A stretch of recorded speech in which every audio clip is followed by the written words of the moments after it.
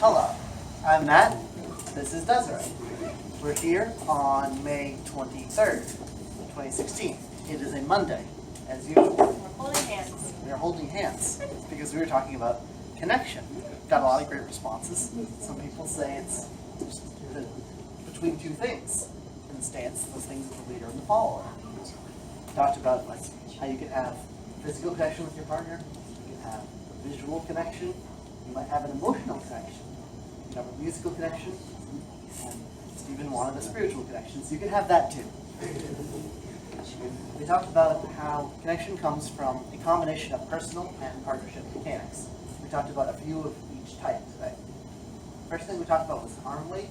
I couldn't find anything good at home to use for this, but if you have like paper weights or anything like that, a snow globe, if you hold them in your hands and let your arms just hang by your side, that's kind of the weight you want to have to your arms.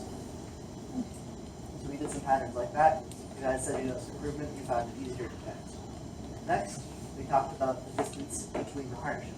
So we are uncomfortably close, wiggle our arms out, deep breaths, followers move it backwards, do tension.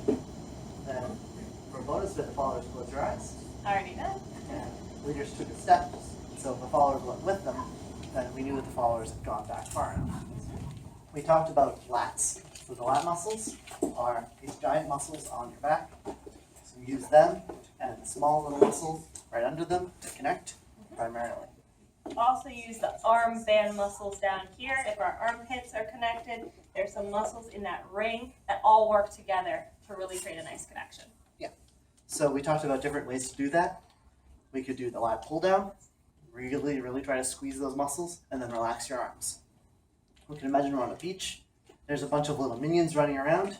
We take our elbows and we just squash them down into the sand. And then relax our arms. If it helped you, you could also just imagine you were holding a cell phone under your arm. That can also engage your lat muscles. We tried doing all three of those things together. You guys noticed the difference. That was great. Next, we talked about the hips, because humans are not just the upper body, we also have hips. We imagined, as John Fester talked about on Saturday, that hula hoop frame, how you want to take your hips backwards to fill up that hula hoop. So we worked really hard on just starting on count 4 and doing 5 and 6, taking your hips backwards, filling up the hula hoop, and going into 1. Again, starting on 4, 5 and 6, taking your hips backwards into 1. We did it without any hip action, and you guys said it felt much worse, which was what it should feel like. The last thing we talked about was the legs. Most of you had heard that you should have straight legs. You knew that it was for aesthetic reasons. It's also for connection reasons, because a straight leg finishes your movement, it settles your weight, helps with all kinds of great things.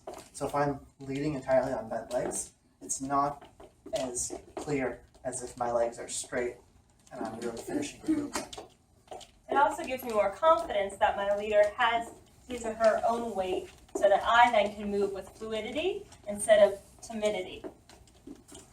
That was your lesson. Thank you all for coming, and let's dance.